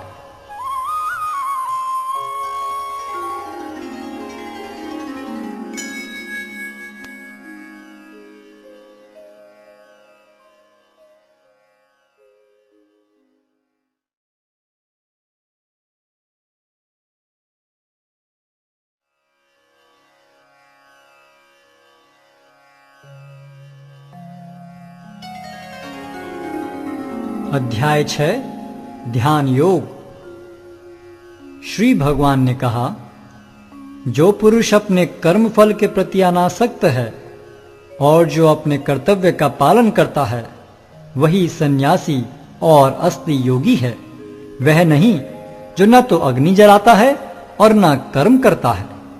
हे पांडुपुत्र, जिसे सन्यास कहते हैं, उसे ही तुम योग अर्थात पर ब्रह्म से युक्त होना जानो, क्योंकि इंद्रिय तृप्ति के लिए इच्छा को त्यागे बिना कोई कभी योगी नहीं हो सकता। अष्टांग योग के नवसाधक के लिए कर्म साधन कहलाता है और योग सिद्ध पुरुष के लिए समस्त भौतिक कार्यकलापों का परित्याग ही साधन कहा जाता है। जब कोई पुरुष समस्त भौतिक इच्छाओं का त्याग करके न तो इंद्रिय तृप्ति के लिए कार्य करता है और न सकाम कर्मों में प्रवृत्त होता है, तो वह योगारूढ़ कहलाता है। मनुष्य को चाहिए कि अपने मन की सहायता से अपना उद्धार करे और अपने को नीचे न गिरने दे। यह मनबद्ध जीव का मित्र भी है और शत्रु भी। जिसने मन को जीत लिया है उसके लिए मन सर्वश्रेष्ठ मित्र है, किंतु जो ऐसा नहीं कर पाया उसके लिए मन सबसे बड़ा शत्रु बना रहेगा। जिसने मन को जीत लिया है उसने पहले ही परमात्मा को प्राप्त कर लिया है, क्योंकि उसने शांति प्राप्त कर ली है। ऐसे पुरुष के लिए सुख दुख, सर्दी गर्मी एवं मान अपमान एक से हैं। वह व्यक्ति आत्म साक्षात्कार को प्राप्त तथा योगी कहलाता है, जो अपने अर्जित ज्ञान तथा अनुभूति से पूर्णतया संतुष्ट रहता है। ऐसा व्यक्ति अध्यात्म को प्राप्त तथा जितेंद्रिय कहलाता है। वह सभी वस्तुओं को, चाहे वे कंकड़ हो, पत्थर हो या कि सोना, एक समान देखता है। जब मनुष्य निष्कपट हितैषियों, प्रिय मित्रों, तटस्थों, मध्यस्थों, ईश्वालुओं, शत्रुओं तथा मित्रों, पुण्यात्माओं एवं पापियों को समान भाव से देखता है तो वह और भी उन्नत माना जाता है। योगी को चाहिए कि वह सदैव अपने शरीर, मन तथा आत्मा को परमेश्वर में लगाए, एकांत स्थान में रहे और बड़ी सावधानी के साथ अपने मन को वश में करे। उसे समस्त आकांक्षाओं तथा संग्रह भाव की इच्छाओं से मुक्त होना चाहिए। योगाभ्यास के लिए योगी एकांत स्थान में जाकर भूमि पर कुशा बिछा दे और फिर उसे मृगछाला से ढके तथा ऊपर से मुलायम वस्त्र बिछा दे। आसन न तो बहुत ऊंचा हो न बहुत नीचा, यह पवित्र स्थान में स्थित हो। योगी को चाहिए कि इस पर दृढ़ता पूर्वक बैठ जाए और मन, इंद्रियों तथा कर्मों को वश में करते हुए तथा मन को एक बिंदु पर स्थित करके हृदय को शुद्ध करने के लिए योगाभ्यास करे। योगाभ्यास करने वाले को चाहिए कि वह अपने शरीर, गर्दन तथा सिर को सीधा रखे और नाक के अगले सिरे पर दृष्टि लगाए। इस प्रकार वह अविचलित तथा दमित मन से, भय रहित, विषयी जीवन से पूर्णतया मुक्त होकर अपने हृदय में मेरा चिंतन करे और मुझे ही अपना चरम लक्ष्य बनाए। इस प्रकार शरीर, मन तथा कर्म में निरंतर संयम का अभ्यास करते हुए संयमित मन वाले योगी को इस भौतिक अस्तित्व की समाप्ति पर भगवत धाम की प्राप्ति होती है। हे अर्जुन, जो अधिक खाता है या बहुत कम खाता है, जो अधिक सोता है अथवा जो पर्याप्त नहीं सोता, उसके योगी बनने की कोई संभावना नहीं है। जो खाने, सोने, आमोद प्रमोद तथा काम करने की आदतों में नियमित रहता है, वह योगाभ्यास द्वारा समस्त भौतिक क्लेशों को नष्ट कर सकता है। जब योगी योगाभ्यास द्वारा अपने मानसिक कार्यकलापों को वश में कर लेता है और अध्यात्म में स्थित हो जाता है, अर्थात समस्त भौतिक इच्छाओं से रहित हो जाता है, तब वह योग में सुस्थिर कहा जाता है। जिस प्रकार वायु रहित स्थान में दीपक हिलता डुलता नहीं, उसी तरह जिस योगी का मन वश में होता है वह आत्म तत्व के ध्यान में सदैव स्थिर रहता है। सिद्धि की अवस्था में, जिसे समाधि कहते हैं, मनुष्य का मन योगाभ्यास के द्वारा भौतिक मानसिक क्रियाओं से पूर्णतः संयमित हो जाता है। इस सिद्धि की विशेषता यह है कि मनुष्य शुद्ध मन से अपने को देख सकता है और अपने आप में आनंद उठा सकता है। उस आनंदमय स्थिति में वह दिव्य इंद्रियों द्वारा असीम दिव्य सुख में स्थित रहता है। इस प्रकार स्थापित मनुष्य कभी सत्य से विपत नहीं होता और इस सुख की प्राप्ति हो जाने पर वह इससे बड़ा कोई दूसरा लाभ नहीं मानता। ऐसी स्थिति को पाकर मनुष्य बड़ी से बड़ी कठिनाई में भी विचलित नहीं होता। यह निस्संदेह भौतिक संसर्ग से उत्पन्न होने वाले समस्त दुखों से वास्तविक मुक्ति है। मनुष्य को चाहिए कि संकल्प तथा श्रद्धा के साथ योगाभ्यास में लगे और पथ से विचलित न हो। उसे चाहिए कि मनोधर्म से उत्पन्न समस्त इच्छाओं को निरपवाद रूप से त्याग दे और इस प्रकार मन के द्वारा सभी ओर से इंद्रियों को वश में करे। धीरे धीरे क्रमशः पूर्ण विश्वास पूर्वक बुद्धि के द्वारा समाधि में स्थित होना चाहिए और इस प्रकार मन को आत्मा में ही स्थित करना चाहिए और अन्य कुछ भी नहीं सोचना चाहिए। मन अपनी चंचलता तथा अस्थिरता के कारण जहां कहीं भी विचरण करता हो, मनुष्य को चाहिए कि उसे वहां से खींचे और अपने वश में लाए। जिस योगी का मन मुझ में स्थिर रहता है, वह निश्चय ही दिव्य सुख की सर्वोच्च सिद्धि प्राप्त करता है। वह रजोगुण से परे हो जाता है। वह परमात्मा के साथ अपनी गुणात्मक एकता को समझता है और इस प्रकार अपने समस्त विगत कर्मों के फल से निवृत्त हो जाता है। इस प्रकार योगाभ्यास में निरंतर लगा रहकर आत्म संयमी योगी समस्त भौतिक कलमश से मुक्त हो जाता है और भगवान की दिव्य प्रेम भक्ति में परम सुख प्राप्त करता है। वास्तविक योगी समस्त जीवों में मुझको और मुझ में समस्त जीवों को देखता है। निसंदेह स्वरूप सिद्ध व्यक्ति मुझ परमेश्वर को सर्वत्र देखता है। जो मुझे सर्वत्र देखता है और सब कुछ मुझ में देखता है, उसके लिए न तो मैं कभी अदृश्य होता हूं और न वह मेरे लिए दृश्य होता है। जो योगी मुझे तथा परमात्मा को अभिन्न जानते हुए परमात्मा की भक्ति पूर्वक सेवा करता है, वह हर प्रकार से मुझ में सदैव स्थित रहता है।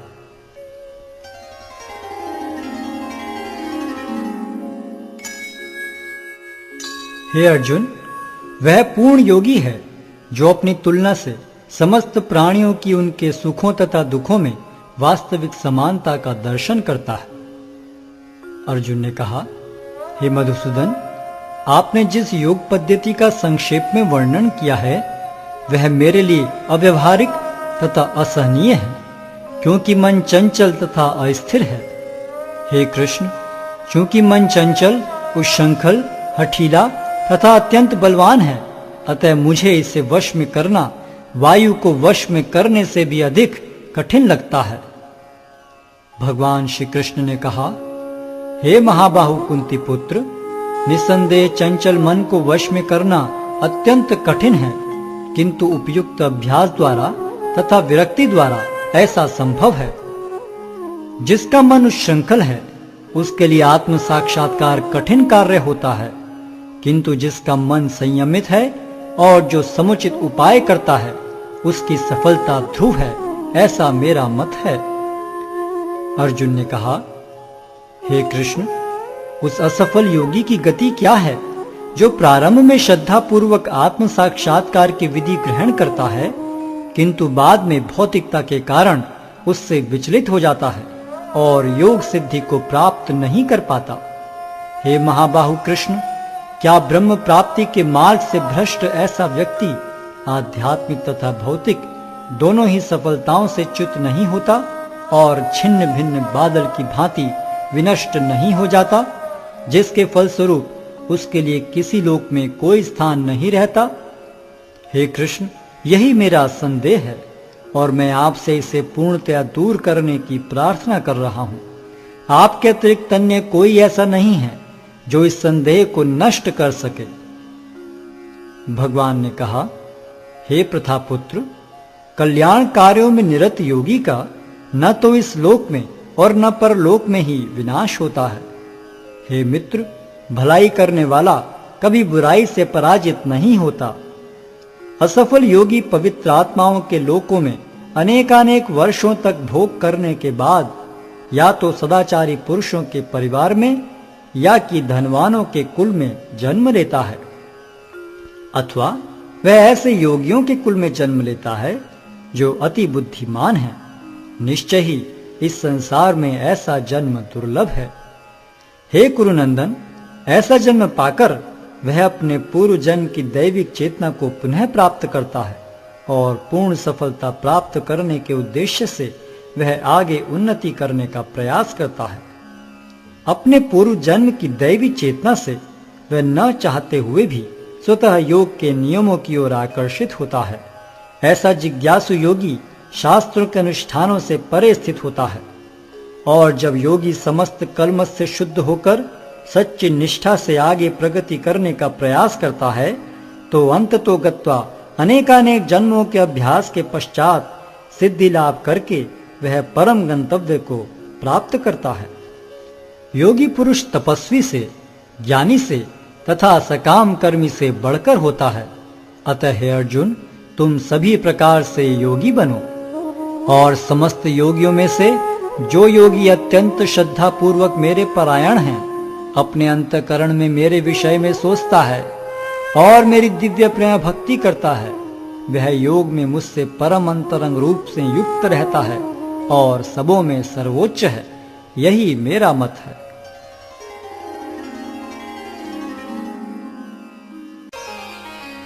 अध्याय 7 भगवत ज्ञान। श्री भगवान ने कहा, हे प्रथापुत्र, अब सुनो कि तुम किस तरह मेरी भावना से पूर्ण होकर और मन को मुझ में आसक्त करके योगाभ्यास करते हुए मुझे पूर्णतया संशय रहित जान सकते हो। अब मैं तुमसे पूर्ण रूप से व्यवहारिक तथा दिव्य ज्ञान कहूंगा। इसे जान लेने पर तुम्हें जानने के लिए और कुछ विशेष नहीं रहेगा। कई हजार मनुष्यों में से कोई एक सिद्धि के लिए प्रयत्नशील होता है और इस तरह सिद्धि प्राप्त करने वालों में से विरला ही कोई एक मुझे वास्तव में जान पाता है। पृथ्वी, जल, अग्नि, वायु, आकाश, मन, बुद्धि तथा अहंकार, ये 8 प्रकार से विभक्त मेरी अपरा प्रकृतियां हैं। हे महाबाहु अर्जुन, इनके अतिरिक्त मेरी एक अन्य पराशक्ति है जो उन जीवों से युक्त है जो इस भौतिक अपरा प्रकृति के साधनों का विदोहन कर रहे हैं। सारे प्राणियों का उद्गम इन दोनों शक्तियों में है। इस जगत में जो कुछ भी भौतिक तथा आध्यात्मिक है, उसकी उत्पत्ति तथा प्रलय मुझे ही जानो। हे धनंजय, मुझसे श्रेष्ठ कोई सत्य नहीं है। जिस प्रकार मोती धागे में गुथे रहते हैं, उसी प्रकार सब कुछ मुझ पर ही आश्रित है। हे कुंती पुत्र, मैं जल का स्वाद हूं, सूर्य तथा चंद्रमा का प्रकाश हूं, वैदिक मंत्रों में ओंकार हूं, आकाश में ध्वनि हूं तथा मनुष्य में सामर्थ्य हूं। मैं पृथ्वी की आद्य सुगंध और अग्नि की ऊष्मा हूं। मैं समस्त जीवों का जीवन तथा तपस्वियों का तप हूं। हे प्रथापुत्र, यह जान लो कि मैं ही समस्त जीवों का आदि बीज हूं। बुद्धिमानों की बुद्धि तथा समस्त तेजस्वी पुरुषों का तेज हूं। मैं बलवानों का कामनाओं तथा इच्छाओं से रहित बल हूं। हे भरत श्रेष्ठ अर्जुन, मैं वह काम हूं जो धर्म के विरुद्ध नहीं है। तुम जान लो कि मेरी शक्ति द्वारा सारे गुण प्रकट होते हैं, चाहे वे सतोगुण हो, रजोगुण हो या तमोगुण हो। एक प्रकार से मैं सब कुछ हूं, किंतु हूं स्वतंत्र। मैं प्रकृति के गुणों के अधीन नहीं हूं, अपितु वे मेरे अधीन हैं।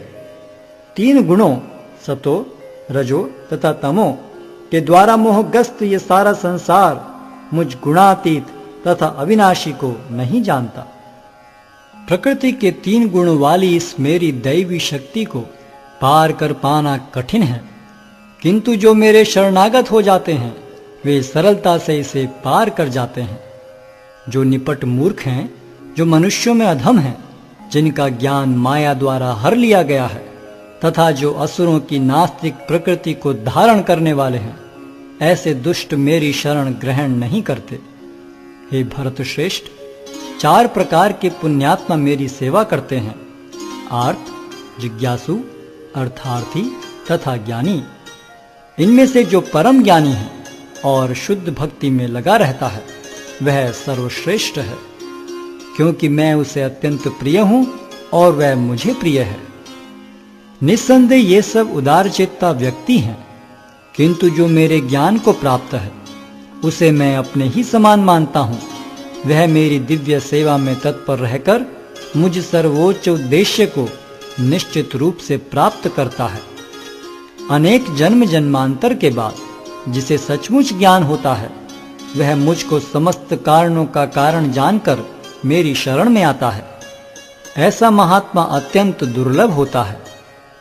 जिनकी बुद्धि भौतिक इच्छाओं द्वारा मारी गई है, वे देवताओं की शरण में जाते हैं और वे अपने अपने स्वभाव के अनुसार पूजा के विशेष विधि विधानों का पालन करते हैं।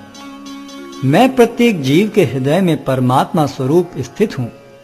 जैसे ही कोई किसी देवता की पूजा करने की इच्छा करता है, मैं उसकी श्रद्धा को स्थिर करता हूं, जिससे वह उसी विशेष देवता की भक्ति कर सके।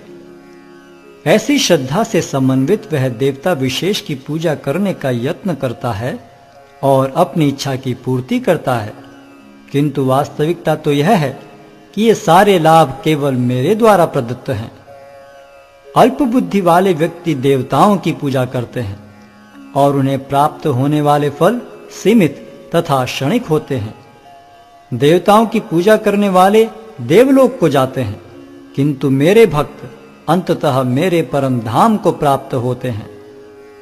बुद्धिहीन मनुष्य मुझको ठीक से न जानने के कारण सोचते हैं कि मैं भगवान कृष्ण पहले निराकार था और अब मैंने इस स्वरूप को धारण किया है। वे अपने अल्प ज्ञान के कारण मेरी अविनाशी तथा सर्वोच्च प्रकृति को नहीं जान पाते। मैं मूर्खों तथा अल्पज्ञों के लिए कभी भी प्रकट नहीं हूं। उनके लिए तो मैं अपनी अंतरंगा शक्ति द्वारा आच्छादित रहता हूं, अतः वे ये नहीं जान पाते कि मैं अजन्मा तथा अविनाशी हूं। हे अर्जुन, श्री भगवान होने के नाते मैं जो कुछ भूतकाल में घटित हो चुका है, जो वर्तमान में घटित हो रहा है और जो आगे होने वाला है, वह सब कुछ जानता हूं। मैं समस्त जीवों को भी जानता हूं, किंतु मुझे कोई नहीं जानता। हे भरतवंशी, हे शत्रु विजेता, समस्त जीव जन्म लेकर इच्छा तथा घृणा से उत्पन्न द्वंद्वों से मोहग्रस्त होकर मोह को प्राप्त होते हैं। जिन मनुष्यों ने पूर्व जन्मों में तथा इस जन्म में पुण्य कर्म किए हैं और जिनके पाप कर्मों का पूर्णतः उच्छेदन हो चुका है, वे मोह के द्वंद्वों से मुक्त हो जाते हैं और वे संकल्प पूर्वक मेरी सेवा में तत्पर होते हैं। जो जरा तथा मृत्यु से मुक्ति पाने के लिए यत्नशील रहते हैं, वे बुद्धिमान व्यक्ति मेरी भक्ति की शरण ग्रहण करते हैं। वे वास्तव में ब्रह्म हैं, क्योंकि वे दिव्य कर्मों के विषय में पूरी तरह से जानते हैं। जो मुझ परमेश्वर को मेरी पूर्ण चेतना में रहकर मुझे जगत का, देवताओं का तथा समस्त यज्ञ विधियों का नियामक जानते हैं, वे अपनी मृत्यु के समय भी मुझ भगवान को जान और समझ सकते हैं।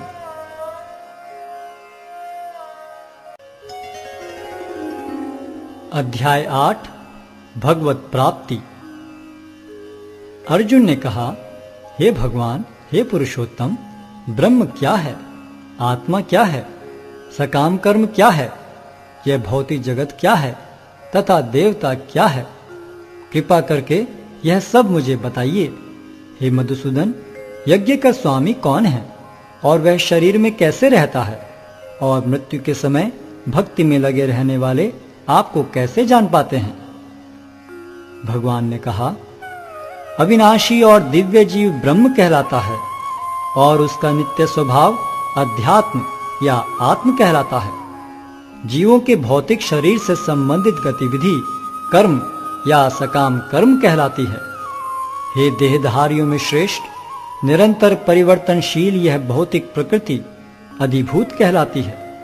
भगवान का विराट रूप, जिसमें सूर्य तथा चंद्र जैसे समस्त देवता सम्मिलित हैं, अधिदैव कहलाता है तथा प्रत्येक देहधारी के हृदय में परमात्मा स्वरूप स्थित मैं परमेश्वर अधियज्ञ कहलाता हूँ। और जीवन के अंत में जो केवल मेरा स्मरण करते हुए शरीर का त्याग करता है, वह तुरंत मेरे स्वभाव को प्राप्त करता है। इसमें रंच मात्र भी संदेह नहीं है। हे कुंती पुत्र, शरीर त्यागते समय मनुष्य जिस जिस भाव का स्मरण करता है, वह उस भाव को निश्चित रूप से प्राप्त होता है। अतएव हे अर्जुन, तुम्हें सदैव कृष्ण रूप में मेरा चिंतन करना चाहिए और साथ ही युद्ध करने के कर्तव्य को भी पूरा करना चाहिए। अपने कर्मों को मुझे समर्पित करके तथा अपने मन एवं बुद्धि को मुझ में स्थिर करके तुम निश्चित रूप से मुझे प्राप्त कर सकोगे। हे पार्थ, जो व्यक्ति मेरा स्मरण करने में अपना मन निरंतर लगाए रखकर अविचलित भाव से भगवान के रूप में मेरा ध्यान करता है, वह मुझको अवश्य ही प्राप्त होता है। मनुष्य को चाहिए कि परम पुरुष का ध्यान सर्वज्ञ, पुरातन, नियंता, लघुतम से भी लघुतर, प्रत्येक का पालन करता, समस्त भौतिक बुद्धि से परे, अचिंत्य तथा नित्य पुरुष के रूप में करे। वे सूर्य की भांति तेजवान हैं और इस भौतिक प्रकृति से परे दिव्य रूप हैं।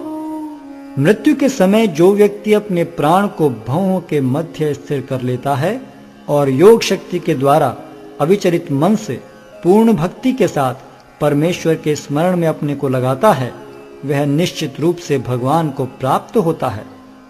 जो वेदों के ज्ञाता हैं, जो ओंकार का उच्चारण करते हैं और जो संन्यास आश्रम के बड़े बड़े मुनि हैं, वे ब्रह्म में प्रवेश करते हैं। ऐसे सिद्धि की इच्छा करने वाले ब्रह्मचर्य व्रत का अभ्यास करते हैं। अब मैं तुम्हें वह विधि बताऊंगा जिससे कोई भी व्यक्ति मुक्ति लाभ कर सकता है।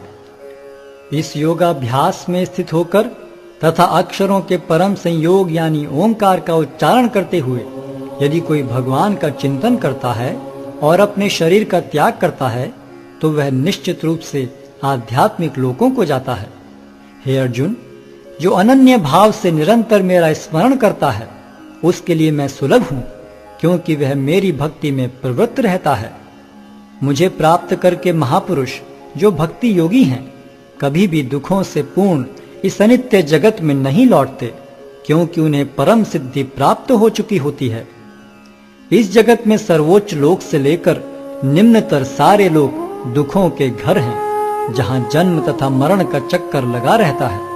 किंतु हे कुंती पुत्र, जो मेरे धाम को प्राप्त कर लेता है वह फिर कभी जन्म नहीं लेता। मानवीय गणना के अनुसार 1000 युग मिलकर ब्रह्मा का एक दिन बनता है और इतनी ही बड़ी ब्रह्मा की रात्रि भी होती है।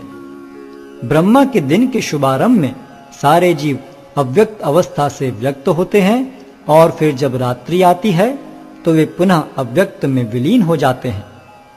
जब जब ब्रह्मा का दिन आता है तो सारे जीव प्रकट होते हैं और ब्रह्मा की रात्रि होते ही असहायवत विलीन हो जाते हैं। इसके अतिरिक्त एक अन्य अव्यक्त प्रकृति है जो शाश्वत है और इस व्यक्त तथा अव्यक्त पदार्थ से परे है। यह परा और कभी नाश न होने वाली है। जब इस संसार का सब कुछ लय हो जाता है तब भी उसका नाश नहीं होता, जिसे वेदांती अप्रकट तथा अविनाशी बताते हैं, जो परम गंतव्य है, जिसे प्राप्त कर लेने पर कोई वापस नहीं आता, वही मेरा परम धाम है। भगवान जो सबसे महान है, अनन्य भक्ति द्वारा ही प्राप्त किए जा सकते हैं। यद्यपि वे अपने धाम में विराजमान रहते हैं तो भी वे सर्वव्यापी हैं और उनमें सब कुछ स्थित है। हे भरत श्रेष्ठ, अब मैं तुम्हें उन विभिन्न कालों को बताऊंगा जिनमें इस संसार से प्रयाण करने के बाद योगी पुनः आता है अथवा नहीं आता। जो पर ब्रह्म के ज्ञाता हैं वे अग्निदेव के प्रभाव में, प्रकाश में, दिन के शुभ क्षण में, शुक्ल पक्ष में या जब सूर्य उत्तरायण में रहता है, उन 6 मासों में इस संसार से शरीर त्याग करने पर उस पर ब्रह्म को प्राप्त करते हैं। जो योगी धुएं, रात्रि, कृष्ण पक्ष में या सूर्य के दक्षिणायन रहने के 6 महीनों में दिवंगत होता है, वह चंद्रलोक को जाता है, किंतु वहां से पुनः चला आता है। वैदिक मतानुसार इस संसार से प्रयाण करने के 2 मार्ग हैं, एक प्रकाश का तथा दूसरा अंधकार का। जब मनुष्य प्रकाश के मार्ग से जाता है तो वह वापस नहीं आता, किंतु अंधकार के मार्ग से जाने वाला पुनः लौट कर आता है। हे अर्जुन, यद्यपि भक्तगण इन दोनों मार्गों को जानते हैं किंतु वे मोहग्रस्त नहीं होते, अतः तुम भक्ति में सदैव स्थिर रहो। जो व्यक्ति भक्ति मार्ग स्वीकार करता है वह वेदाध्ययन, तपस्या, दान, दार्शनिक तथा सकाम कर्म करने से प्राप्त होने वाले फलों से वंचित नहीं होता।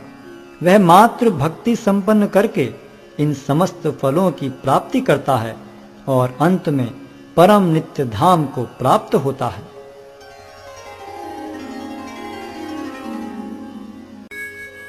अध्याय 9 परम गुह्य ज्ञान।